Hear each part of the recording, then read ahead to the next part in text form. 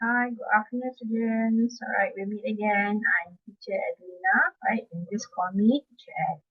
Okay, so we are going to continue with our discussion for English SPM Trial 2022 with Perlis paper 2. Okay, so just to refresh back our mind, now paper 2 is testing student on their writing skills, and for paper 2 you have uh, 3 essays to be written by students, which is equivalent to 3 parts, whereby in part 1 you have email writing, second part you have guided writing, and the third part we call it as the extended writing.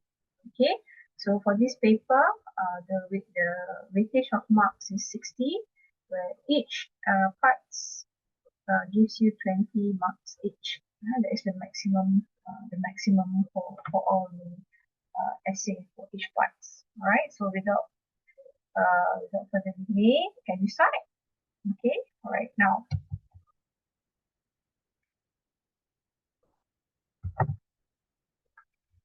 so this is the first part of the question. All right. So now, if you were to look at the previous discussion, you can see that there are many kinds of email situation given to you.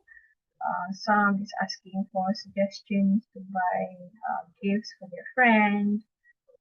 Some asking you about suggestions to go somewhere and so forth. Alright, so there are many kinds of situations given to students when answering email questions. Okay, bear in mind that for part 1, we are just replying an email to a friend.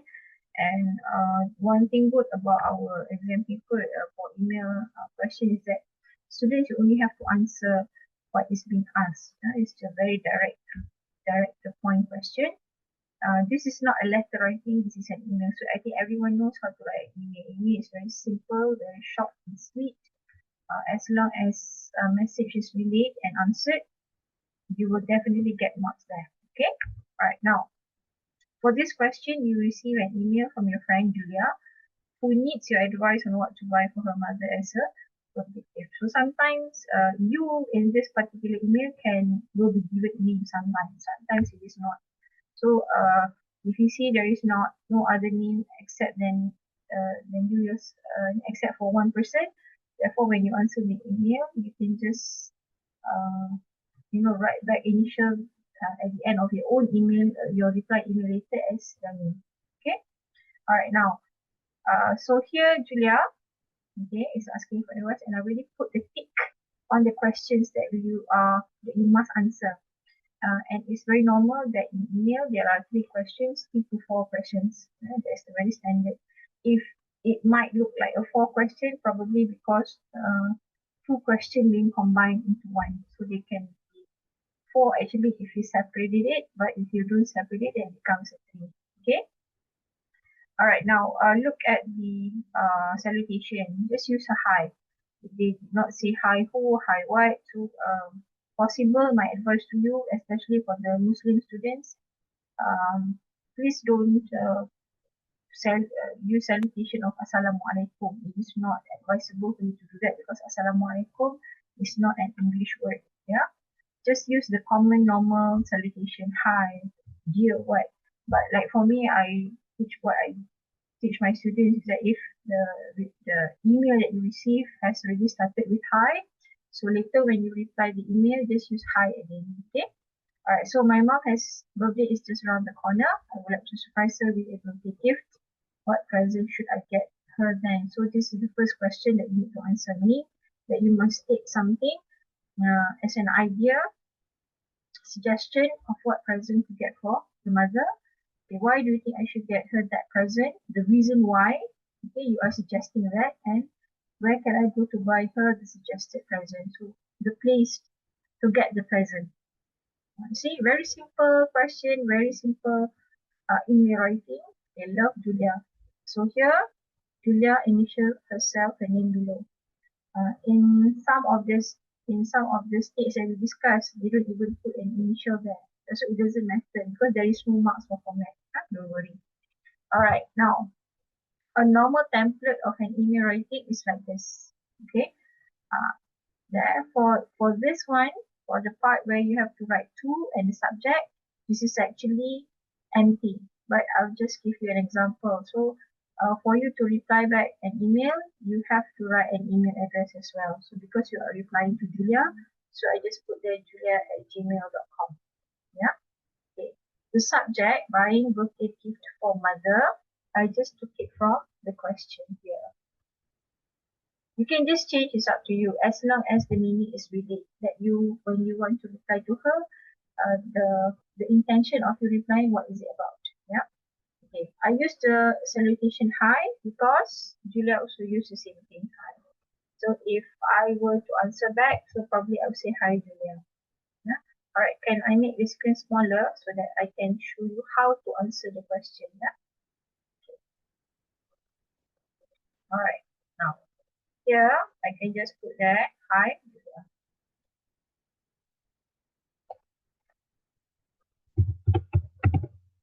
Now I will just use capital letters so that you can see clearly. Yeah. Right. Okay.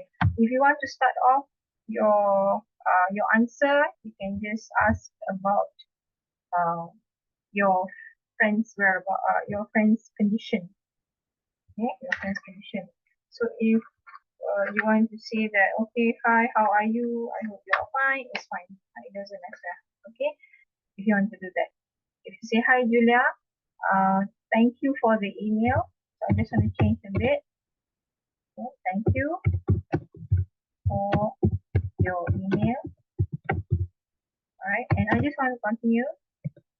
And of course, I can help you by giving some by giving by YO usually by giving a suggestion of what to get for your mother.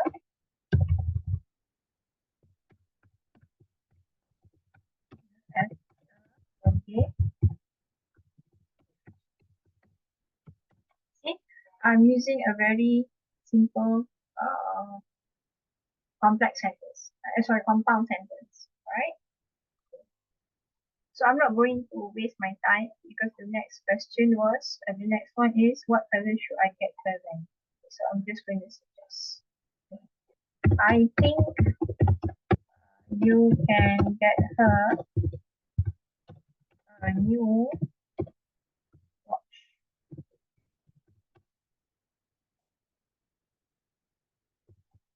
because you know because her because I heard that she had lost hers previous recently. This is a question. This is just an idea. Get her the new watch. Right. So if you were to answer the second one, why do you think I should get her that present? Okay, I already answered in my answer because I heard that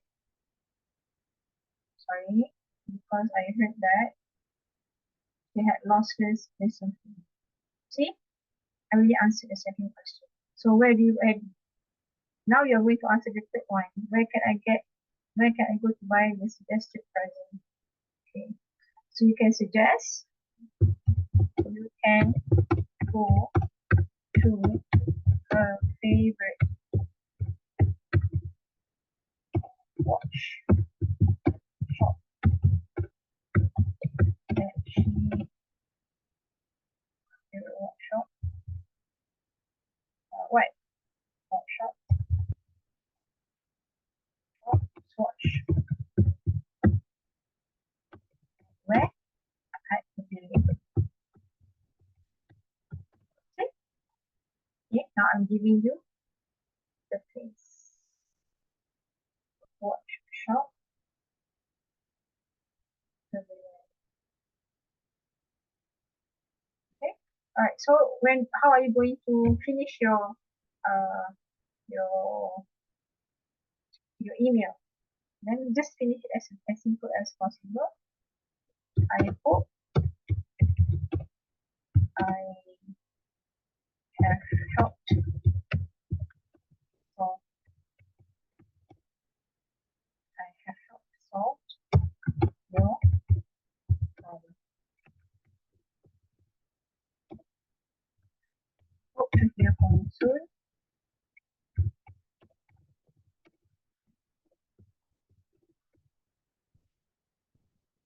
As always, soon. Okay. If you want to initial, then you can just do that. I will. If I will do that, then I will use my name then. Okay, I'll just use my name. Alright. Let me make it bigger. See? Thank you for your email, and of course, I can help you by giving a suggestion on what to get for your mother as a birthday gift. I think you can get her a new watch because I feel that she had lost hers recently. So you can go to her favorite watch shop, Swatch at Perlis.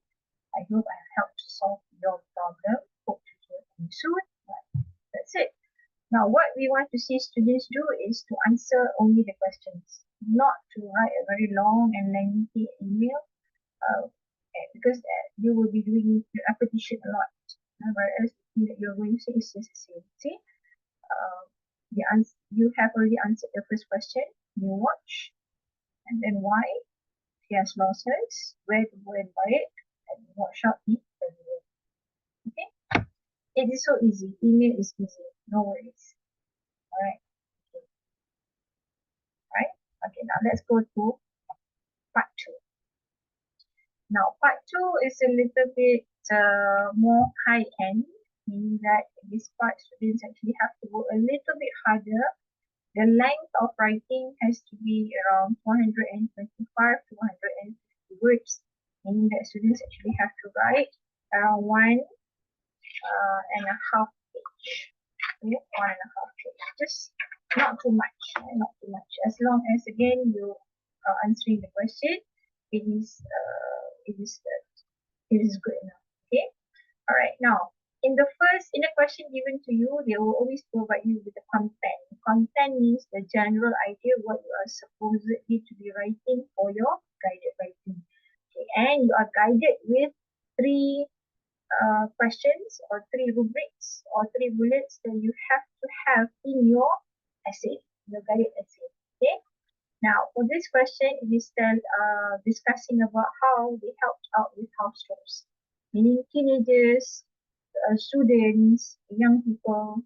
Okay, all right, and write an essay about your favorite activity. So when you talk about household chores meaning washing dishes, um, washing the clothes, you're doing the laundry, you are cleaning the house, you do what else? You help to water the plants, household chores, and favorite activity. Now, out of all the household chores that I've mentioned, there must be one activity that is of your favorite. Now, in the bullets given, there are 3 questions that you must answer. First is what household chore do you like best? Okay, I already mentioned just now. Why we must do house chores? There must be a reason why your parents ask you to do that. Now, number 3, how to encourage teenagers to help out at home. Okay, probably some problems will occur when you want to answer number 3, yet you have to understand. Number 2 question is actually answering for number 3. So you see why you must do. It helps us to become more responsible. So how you encourage teenagers? Probably you can tell your friend, make them do it one day, encourage them to try doing it at home. Okay, things that you actually have done at home and you know that your friends are not doing, so probably you want to make them do, so you tell them about the things about it. Okay, now let's start how to go about with this question. Okay, this is a brainstorm box that I usually do with my students at school, because why? usually I will ask them to list out first so that when they were to write later, they know how to go and how to plan their paragraphs. Alright, okay, can I make the screen smaller so that I can scribble? Okay, alright. Now, how to help with household chores? Alright, when you talk about how to help with household chores, so you're answering the three questions previously, isn't it? See, what household chore do you like best? So you list, I'll just give you an example, okay? Alright, what household chore do you like best? Some of you probably say washing dishes. Some of you say doing the laundry.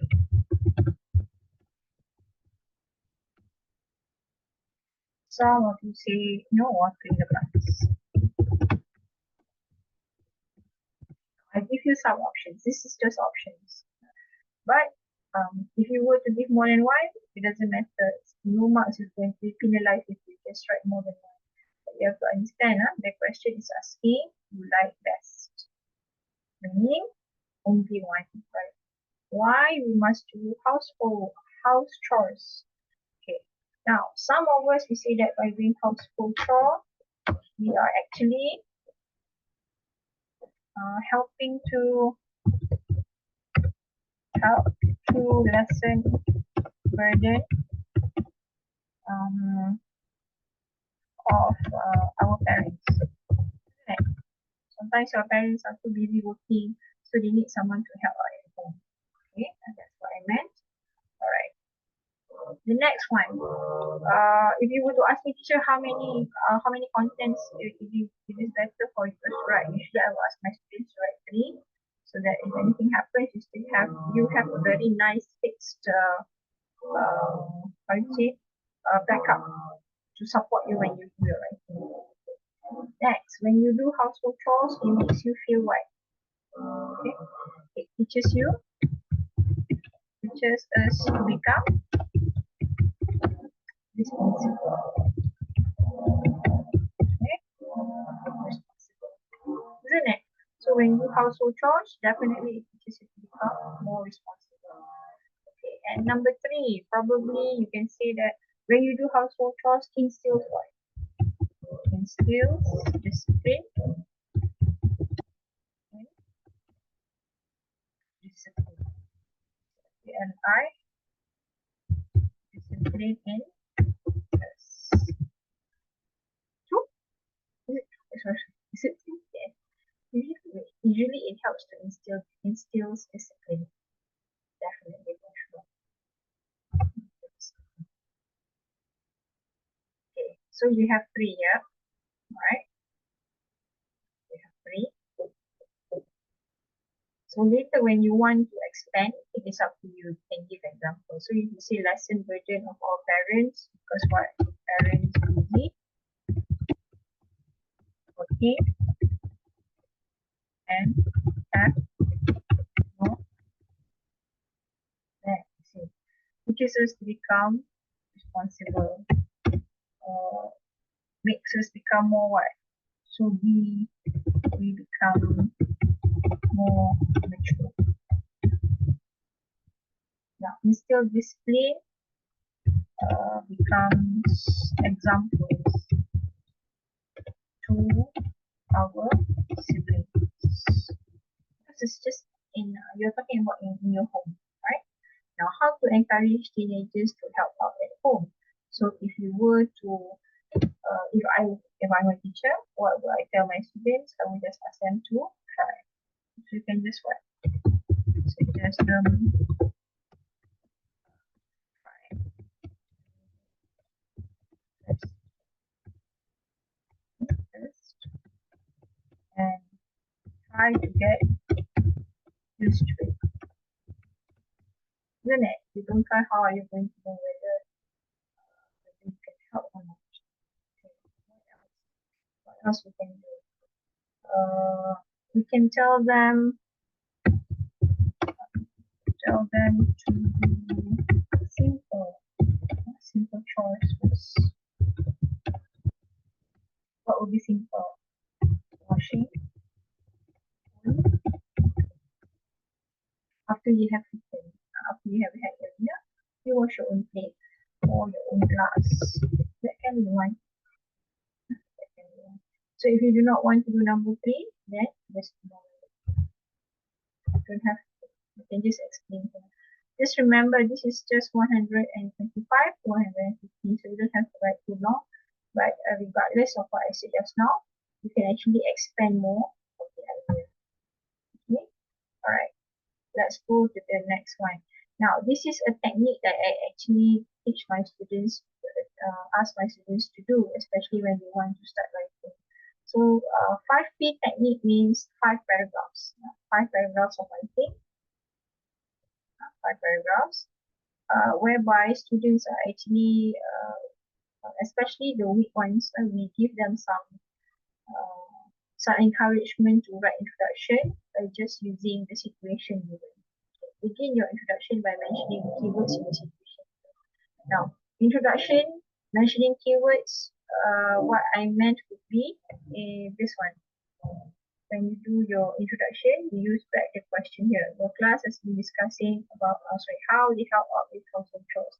So when you were to use this situation as the introduction, you just change the pronoun. Your becomes our class.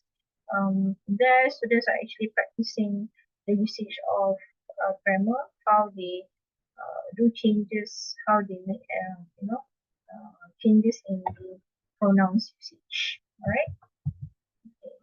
Can I make the screen smaller for a while so that I can show you exactly what I meant by this? Now, when I say that begin your introduction by mentioning the keywords in the situation, so I'm just going to take this. Your class has been discussing. Now, when you go into your second paragraph, you are telling the students, here's the question, what household chore you like best. Remember this one? Okay, choose one. Right, let's choose one. Washing the dishes, doing the laundry, or watering the plants. And for paragraph number 3, answer the second prompt, why must we do house chore? So you use this particular 3 brainstorming ideas that you have done that we did just now, for example. And paragraph number 4, how to encourage teenagers to help out at home. Then use these 2 ideas that I have already shown to you that I did just now, repeat together. Okay, and put it as your paragraph number 4. Right now, here I put at the end decision made. Decision made could probably be, maybe you want to say that to encourage teenagers to help out at home would be the best idea is by telling them out of the 2 decisions that I have shared just now, you can just use one. So probably how to encourage teenagers to help out at home is already decision made. That how you want to share with your friends. How are we going to encourage them? And the last one is personal opinion. Personal opinion could be something which is out of the given contents here. For the good ones, you can actually give your own idea. Probably the sentence could be, in my opinion, I feel that doing house chores is important because it helps us to become more responsible. So where does the word responsible come from? It comes from the why we must do house chores. Any one of the elaboration, that history elaboration, history brainstorming content that can be used back again when you want to complete your last paragraph. Okay, alright, understand? Okay. Now, the second question, this is part 3. So part 3 is the extended question, whereby students are required to write more than 200 words. It's between 200 to 250. 200 and 250 words means students have to write around 2 pages full 2 pages, front and back. Or you can write 2.5 page. It can also be 1.5 page. It depends on how big is your handwriting. And if your handwriting is small, probably it will come up to 1 page or 1.5 page. It doesn't matter, right? But I would like to advise you that please do not count the words of essay that you have written. This is going to take some time and it's a waste of time. Okay. Alright, now in part 3, students are given 3 questions, 3 types of writing, and they actually have to choose only one to answer. Now for Perlis, they have chosen 3 different types of writing. The first one is review. Okay, review. Now the difference between part 2 and part 1, part 3 is that part 3, students are not given situation, they are given straight away the keywords or the content. So there is no more situation given compared to guided writing. For example, like this. Right, this is a situation. See, so students can be actually have a way of doing an introduction with the help of the situation. But when it comes to part 3, there is no more introduction. There is no more situation. It will just straight away give you the task of what to do. So for this is a review about a popular homestay.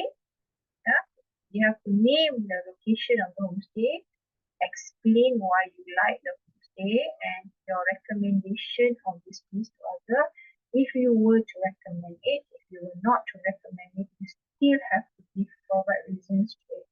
So once you get this question for part 3, all you have to do is you have to make sure you have to identify the text type. If it's a review, so please understand what kind of review it is. Is this a review about a place?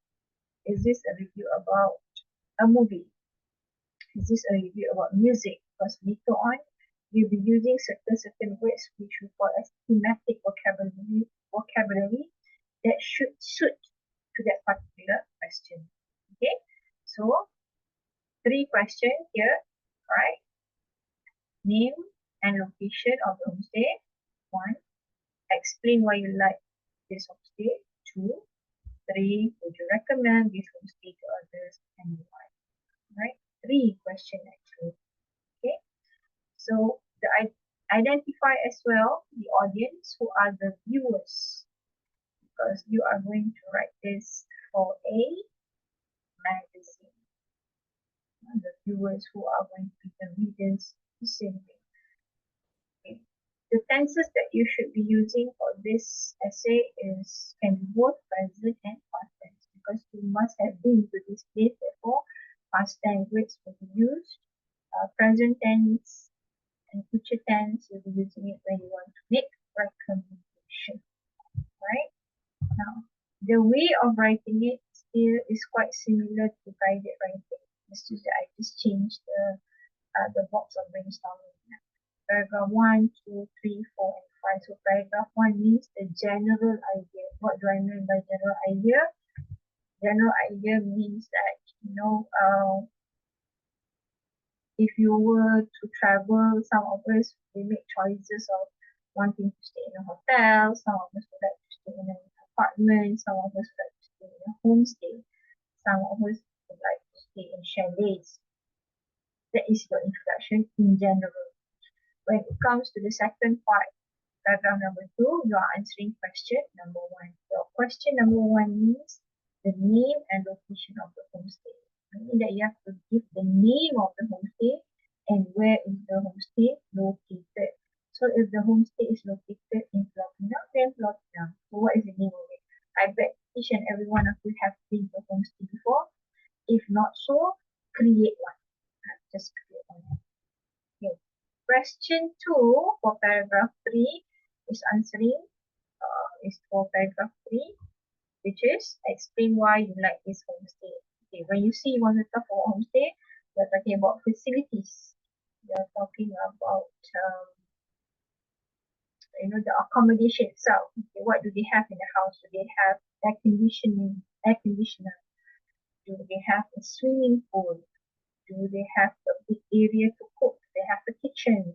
Is the kitchen fully utilized? Do you have everything provided? Plate, pots and pans for you to cook? right? Is the homestay far from town? Is it easy to get to town? Is it easy to reach to that particular homestay? So that would be the reason why you like this particular homestay. And you must have been there like what, twice or three times already. When you go into paragraph number 4, you are answering question number 3. Now, question number 3 would be your recommendation. Now, recommendation, you can use back the explanation just now to emphasize more. So you'll be using words like I strongly recommend, I definitely would recommend, I would definitely like you to come here because of what. So you are basically giving the speciality of this particular homestay that makes you want to recommend it to others. Because why? Remember, you are you are giving a review of that particular place so that other viewers or other readers, when they read, they want to go as well. I think this is very common, especially if you like traveling with your parents. Okay, and the last one would be conclusion. Again, I put here your personal opinion or suggestion. Now, sometimes when you go to homestays, there might be something that you would like to suggest to the owner, isn't it? So probably you could say, the next time if you were to go there, you hope that the owner would do something about swimming pool, okay? Or you would like the owner to provide quite more mineral waters in the house, for example, or if the house do not have any water heater, they can install a water heater. Those are suggestions, and that falls under your personal opinion. Okay, understand? Right, good. Okay, now let's go to the fourth question.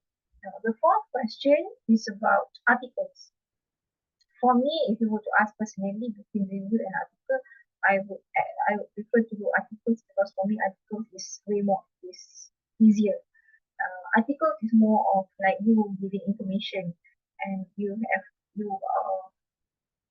are not too you are not bound to certain restriction. It's quite free. Eh? Okay.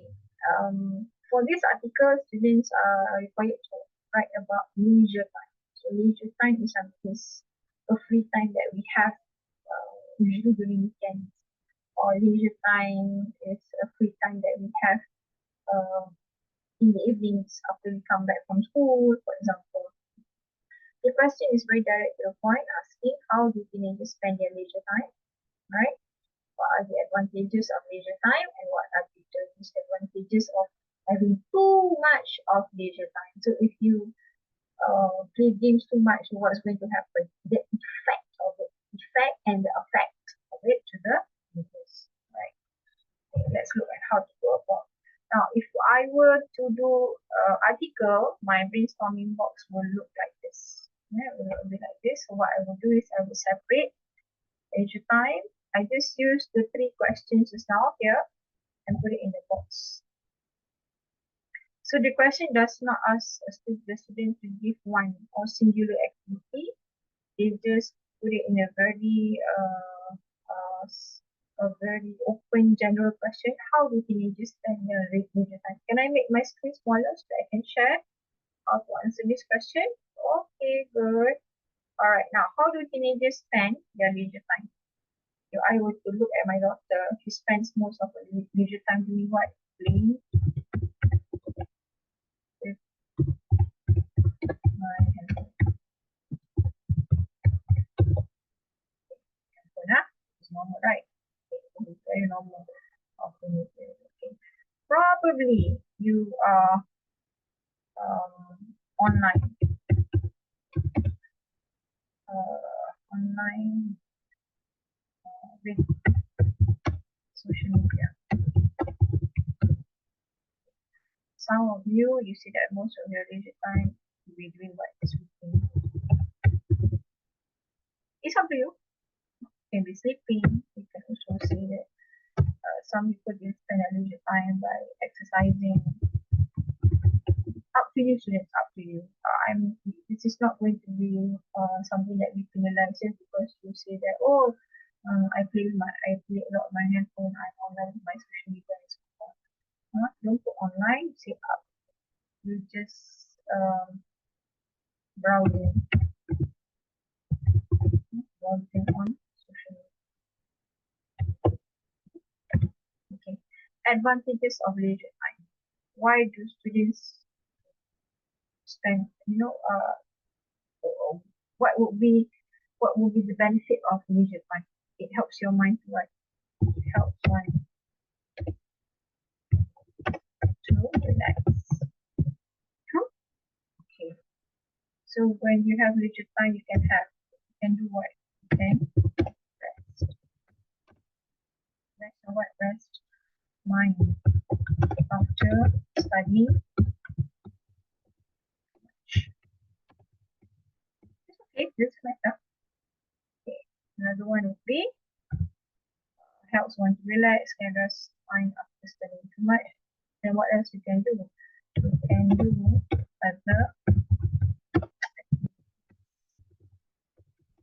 other than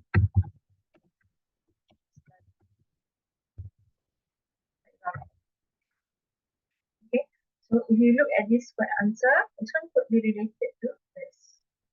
Alright, and disadvantages. If you have too much of leisure time, what will happen to you? You become lazy. True? It's true. What else? You become uh, distracted. Yeah, distracted.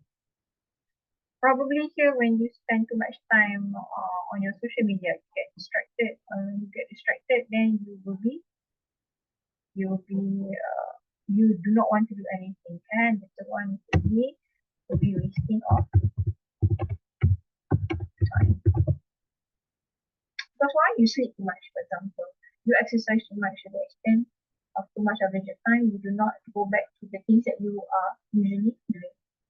Okay, so that's how you do it. And when you were to write later in your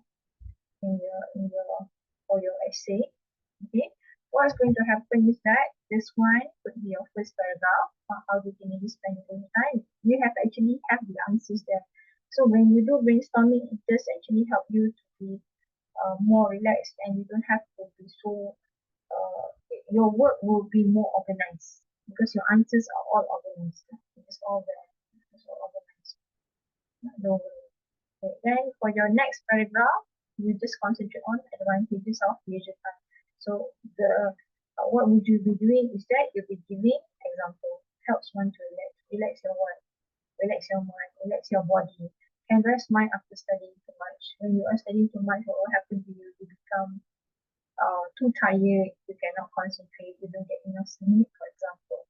Okay, can do other activities other than studying. What else? You can actually proceed with your hobbies. Okay, and disadvantages of having too much of leisure time. This will be your next paragraph. Okay, see, it does help you to actually manage your paragraphs, and you are not out of ideas because why? Everything is here. So can I do this during an exam? Of course you can. You can just scribble at the side of your question here, the brainstorming that I have shown you here. Okay? Alright, and the last question is about a story. A story in any paper 2 is actually compulsory. So I think you look at every exam papers, every paper 2 in the trials, it's a trend that there must be a story for the last part, for part 3. Okay, so now for this, students are required to write a story that must end with the sentence, it was indeed a memorable encounter, an experience that had changed us. So when you say memorable encounter, the thing in our mind is that this is something unforgettable. There is another word, unforgettable.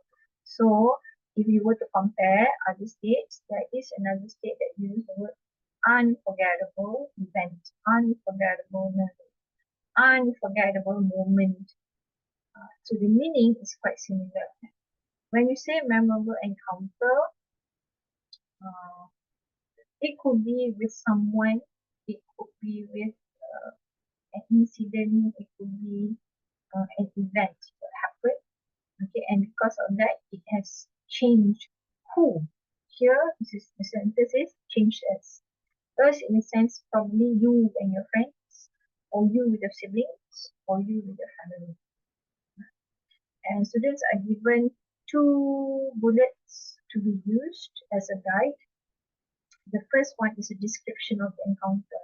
So if you see the word description here, therefore, you have to be very specific. Students are to use descriptive words. If you were to describe about a person, then you'll be using words like, unforgettable person, very responsible. The words will describe that particular person. If you were to describe about a moment, you'll be saying that things like,